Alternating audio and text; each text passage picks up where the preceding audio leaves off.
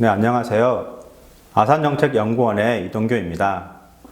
오늘은 미중 전략 경쟁 시기 대만 문제의 쟁점과 전망이라는 주제로 말씀을 드리겠습니다. 잘 아시다시피 지난 10월 초에는 149대의 중국 전투기와 폭격기가 대만 방공식별구역에 진입하면서 대만 해협의 군사적 긴장감이 매우 높아졌습니다. 미중 간의 전략 경쟁이 심화되면서 최근 대만 문제가 부각되고 있는데요. 이것은 대만과 관련해서 중국, 대만, 미국의 정책이 변화했기 때문으로 보입니다. 우선 중국의 경우를 보면 2016년 민진당의 차이잉원이 대만에 집권하면서 시진핑 정부는 대만에 대한 압박 정책을 추진하기 시작했고, 최근 미중 간의 전략 경쟁이 심화되면서 더욱 강한 정책을 취하고 있습니다.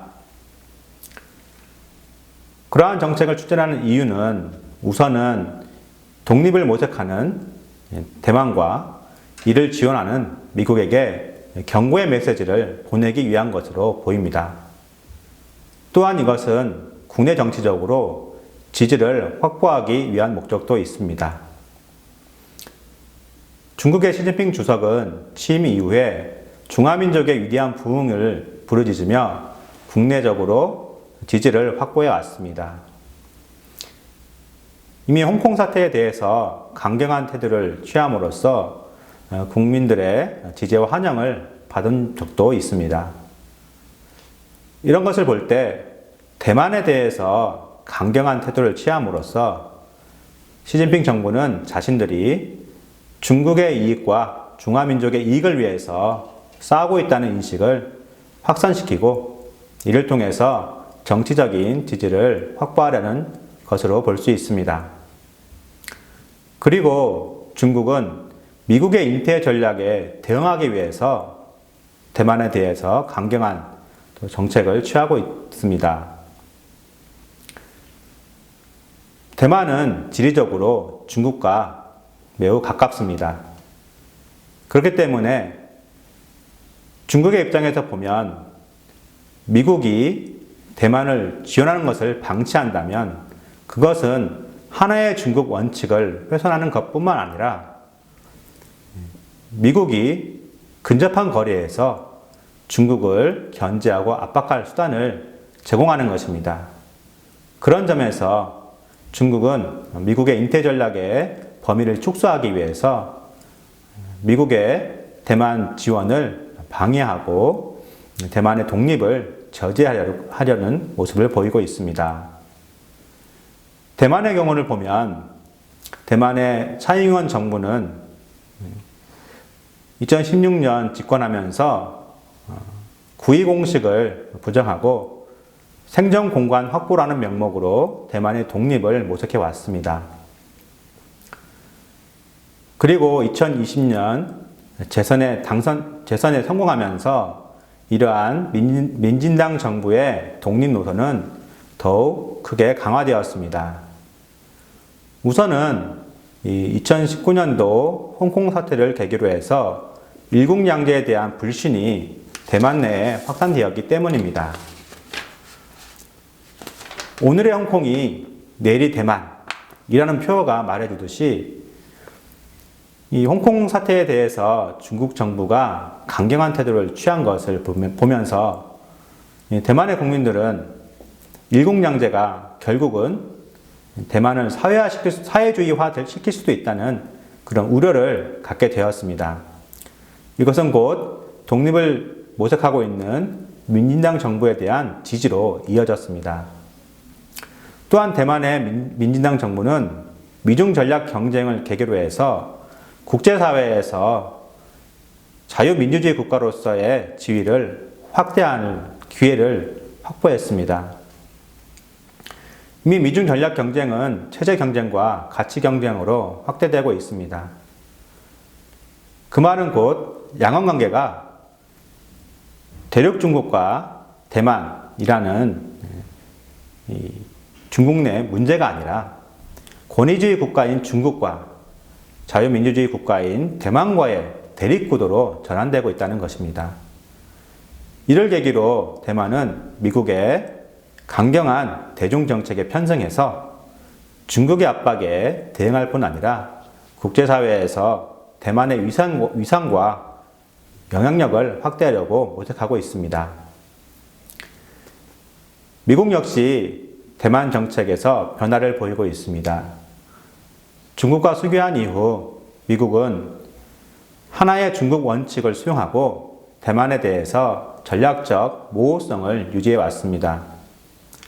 하지만 최근 발의된 대만 관련 법안들을 보면 이러한 미국의 대만 정책이 변화되고 있음을 알 수 있습니다. 대만 여행법이나 타이페이법은 미국이 대만과의 관계를 강화하는 것을 말해주고 있습니다. 미국이 이렇게 대만과의 관계를 강화하는 이유는 우선 중국이 대만을 무력 통일함으로써 이 아시아의 평화와 안정을 훼손할 것을 우려하고 있기 때문입니다. 그래서 미국은 대만 관계법을 토대로 해서 대만과의 관계를 강화하고 대만의 안보와 대만 해협의 안정을 유지하려고 시도하고 있습니다. 둘째로 인태 전략 추진 속에서 대만이 가지고 있는 전략적 가치가 높기 때문입니다. 아까도 말씀드렸지만 대만은 중국과 지리적으로 가깝습니다. 그렇기 때문에 대만에 대한 지원을 강화하고 대만의 국방력을 높이는 것은 대만 방어는 물론 중국의 반접근 지역거부 전략을 대응하는 데도 효과적으로 사용될 수 있습니다. 마지막으로 대만 지원 정책은 민주주의 국가들과의 반중 연대를 강화하는 데도 유리하게 작용할 수가 있습니다. 지난 8월 미국의 아프가니스탄 철수를 계기로 바이든 행정부가 자국의 이익을 위해서 동맹을 방기했다는 비난 여론이 국제사회에서 형성이 되었습니다. 그렇기 때문에 민주주의 국가인 대만을 보호하고 지원하는 것은 동맹외교와 가치외교를 추진하고 있는 바이든 행정부의 의지를 재확인하고 민주주의 국가들과의 반중 연대를 강화하는 데도 도움이 될 수 있는 것입니다. 이렇게 중국과 대만, 미국의 정책 변화로 인해서 대만 문제가 다양한 쟁점으로 확대되고 있습니다. 최근 나온 쟁점들을 보면 미국과 대만 간의 고위급 관료 교류 혹은 정부 간 협력이 나타나고 있고 대만의 국제기구 가입 문제, 대만 대표부 개명 문제, 대만 해협의 군사적 긴장, 그리고 갈등 관련국들이 확장되는 등 다양하게 확대되고 있습니다. 우려스러운 점은 이러한 대만 문제의 갈등이 앞으로도 더욱 유지될 뿐만 아니라 심화될 것으로 보입니다.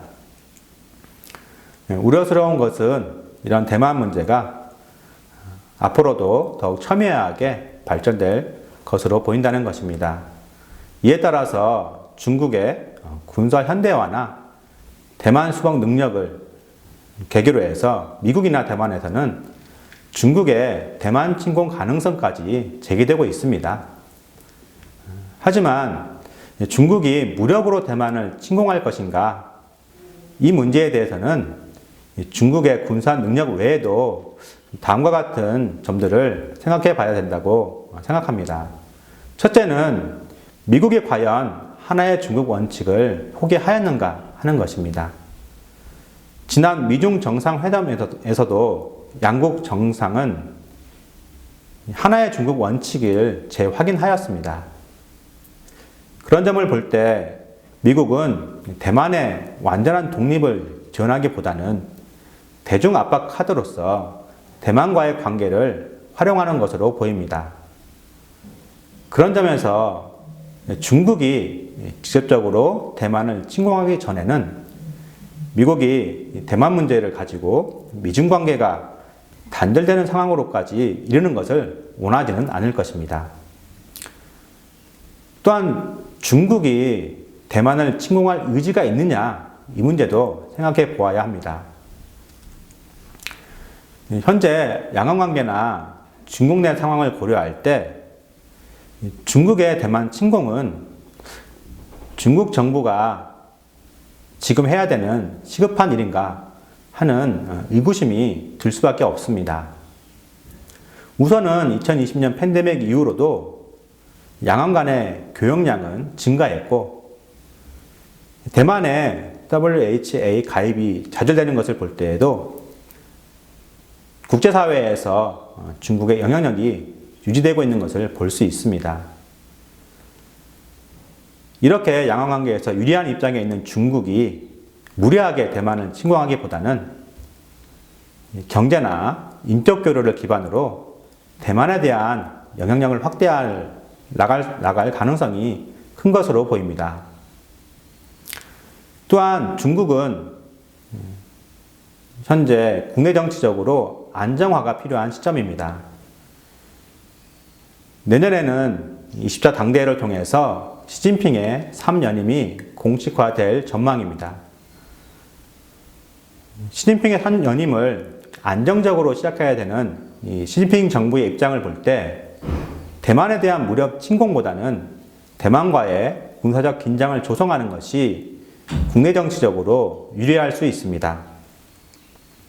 또한 중국의 입장에서는 미중 전략 경쟁 시기에 대만을 미국과의 관계에서 하나의 카드로 활용할 수가 있습니다. 중국이 대만을 침공하면 미국과 충돌할 수밖에 없습니다. 하지만 그렇지 않고 중국이 대만을 미국의 영내 개입을 저지하고 혹은 미국의 내정 간섭을 비난하면서 권위주의 국가들과의 연대를 강화하는 데 활용할 수가 있는 것입니다. 그럼에도 불구하고 대만 해협 내에 우발적인 군사 충돌 가능성이나 혹은 미국의 대만 지원을 저지하기 위해서 중국이 의도적인 군사 분쟁을 유발할 수도 있기 때문에 앞으로도 계속 주시해야 될 필요성은 있어 보입니다. 마지막으로 한국에 대한 정책적 함의를 말씀드리고 마치겠습니다. 한국 역시 중국과의 수교 이후에는 대만과 비공식적인 관계를 유지해 왔고, 중국과의 관계를 고려해서 대만 문제에 대해서는 즉 직접적인 언급이나 개입을 자제해 왔습니다. 하지만 미국이 동맹 외교와 가치 외교를 내세우는 상황에서 한국도 대만 문제에서 자유로울 수가 없습니다. 그렇기 때문에 한국 정부 역시 한국의 대만 문제 개입을 기정사실화하고 이 대만 문제의 심각성을 인지해야 합니다. 다음으로는 대만 문제에 접근할 때 양안 간의 문제가 아니라 지역 평화와 가치의 문제로 접근해야 합니다.